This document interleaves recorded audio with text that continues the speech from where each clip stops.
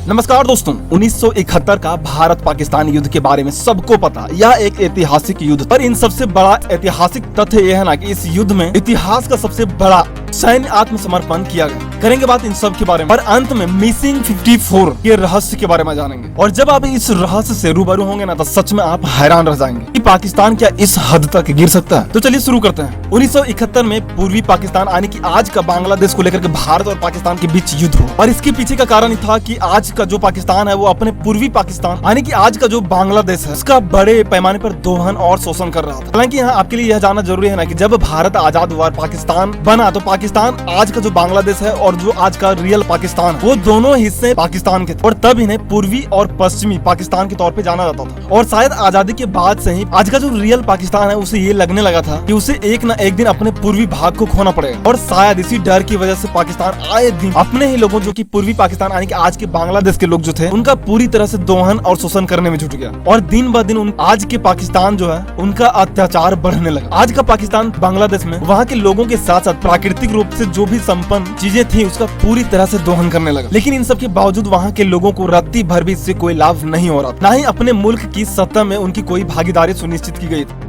कि आज का बांग्लादेश जो है वहाँ के लोग तब अपने ही सरकार के अत्याचारों की वजह से तंगी और बदहाली में अपना जीवन गुजार रहे, तो दूसरी तरफ अपनी ही सरकार उनका पूरी तरह से दमन और शोषण कर रही थी। आज के बांग्लादेश को तब अपने ही प्राकृतिक संसाधनों पर कोई भी कंट्रोल नहीं था, और आज का पाकिस्तान तब इन सारे प्राकृतिक संसाधनों का पूरी तरह से दोहन कर रही थी। तब बांग्लादेश के लोग अपने ही सरकार का पूरी तरह से दमन और शोषण का शिकार थे। इसके साथ ही जो रियल पाकिस्तान आज का है वो अब के बांग्लादेश की संस्कृति और उसकी भाषा को कुचलने का ना हर तरह का प्रयास करने लगा। आपको पता होना चाहिए कि आज का जो बांग्लादेश है वहाँ की जो मेजोरिटी है वो मूल रूप से बंगाली है, और बंगाली भाषा उनकी मातृभाषा है। इन सब के बावजूद पाकिस्तान इन लोगों पर तब बंगाली की जगह उर्दू थोपना चाहते थे। इसके साथ ही जो भी स्वतंत्रताएं यहाँ के लोगों को मिलनी चाहिए थे उन सब से उनका अधिकार छीन लिया गया था। और यहीं से शुरू होती है पूर्वी पाकिस्तान में अब अपने ही सरकार के खिलाफ विद्रोह की शुरुआत। अन्य किसी वीडियो के चैप्टर में हम आपको इसके बारे में पूरी इंटरेस्टिंग जानकारी देंगे, और बांग्लादेश कैसे बना, इसके पीछे कौन कौन सी ताकतें थी, इन सब के बारे में आपको पूरी डिटेल में बताएंगे। लेकिन फिलहाल हम वापस टॉपिक पर लौटते हैं। तमाम अत्याचारों के बीच भूखमरी और गरीबी जैसे हालात जो वहाँ के लोग गुजर रहे थे ना, उनमें इन सब की वजहों से अपने ही गवर्नमेंट के खिलाफ भारी असंतोष था, और इन सब कारणों की वजह से पूर्वी पाकिस्तान के लोगों में आजादी की जो चिंगारी थी ना और ज्यादा भड़कने लगी। और फाइनली भारत के इस युद्ध में हस्तक्षेप करने और सीधे उतरने से ना पाकिस्तान की कमर टूट गई। एंड फाइनली 16 दिसंबर 1971 का दिन आया, और जब तकरीबन 90 से 93,000 के जो बीच पाकिस्तानी सैनिकों ने भारतीय सैनिकों के सामने आत्मसमर्पण कर दिया।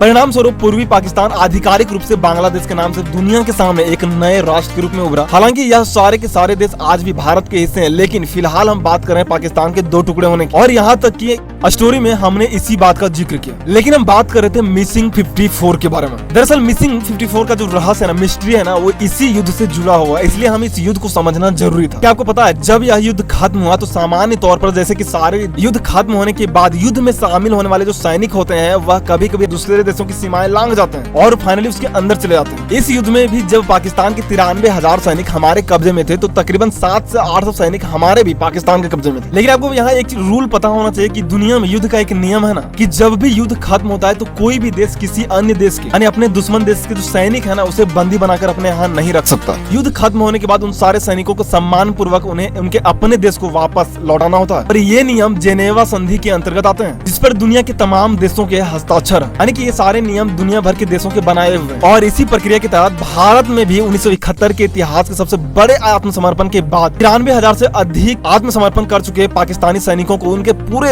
इज्जत और सम्मान के साथ उन्हें वापस पाकिस्तान को सौंप दिया गया। और इसी नियम को मानते हुए पाकिस्तान के पास जो 700 के करीब जो भारतीय सैनिक थे, पाकिस्तान ने उन्हें भारत को वापस कर दिया। और यहीं से शुरू होती है मिसिंग 54 की असली कहानी। दरअसल जब पाकिस्तान में भारतीय सैनिकों को वापस किया तो इस दौरान पाकिस्तान ने अपनी गंदी और घटिया सोच दिखाते हुए भारत के कुछ सैनिकों को कैद कर लिया, और भारत सरकार की डेटा के अकॉर्डिंग इनकी संख्या 54 बताई गई। भारत सरकार ने बताया कि उनके 54 सैनिक अब भी लापता हैं इस युद्ध के खत्म होने के बाद ही। और हैरानी की बात है कि 1971 के युद्ध गुजरे आज सालों हो गए, फिर भी तब से लेकर आज तक 54 सैनिकों के लापता का यह रहस्य मिस्ट्री बना हुआ है, और आज भी यह रहस्य अनसुलझा है। युद्ध में शामिल ये वह सैनिक हैं जिनकी न सिर्फ उनसे जानकारी छुपाई गई बल्कि उनसे साफ साफ मना कर दिया गया कि पाकिस्तान ने यह कहते हुए अपना पल्ला झाड़ दिया कि उनके पास ऐसे कोई सैनिक बंदी नहीं है। और तब से लेकर आज तक पाकिस्तान इस बात से इनकार करता आया, और तकरीबन 54 सैनिक जो भारत से अब भी लापता हैं, सूत्र बताते हैं कि ये सारे सैनिक अब भी पाकिस्तान के कब्जे में हैं। और वहाँ की जेलों में बंद है। इनके ऊपर तमाम तरह की यातनाएं हुई हैं और तमाम तरह की टॉर्चर इन्हें दिए जा रहे हैं। अमेरिका से जब कुछ विद्वानों ने इस बात को लेकर के रहस्य पर से पर्दा उठाना चाहा और इसकी स्टडी की ना, तब उन्हें भी पता चला और वो भी इस रिजल्ट पर पहुंचे कि हाँ, ये सारे के सारे पाकिस्तानी सरकार के कब्जे में है और आज भी वहाँ की जेलों में बंद है। और इन्हीं 54 भारतीय सैनिक जो कि लापता हैं, और यही 54 भारतीय लापता सैनिकों की जो मिस्ट्री है उसे मिसिंग 54 कहा जाता है, जो आज भी एक रहस्य है।